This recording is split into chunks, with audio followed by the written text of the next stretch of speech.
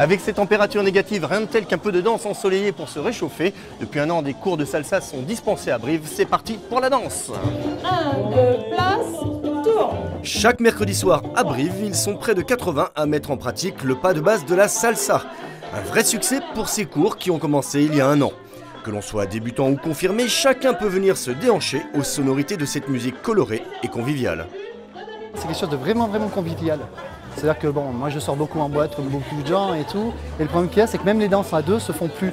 Et la salsa, ça permet de rencontrer des gens dans un univers complètement différent. On apprend très bien. Même une personne qui ne sait pas danser peut bien évoluer. C'est un mouvement qui se développe beaucoup en ce moment et c'est vrai que le rythme, les musiques sont super attractives. On a envie de danser en soirée dessus et comme on ne sait pas danser, on vient pour apprendre et se faire plaisir après en soirée. 2, 3, 5, 6, 7. Souvent associée à Cuba, la salsa aurait plutôt vu le jour dans les quartiers latinos de New York dans les années 60. Depuis quelques années, elle connaît un succès grandissant dans notre pays.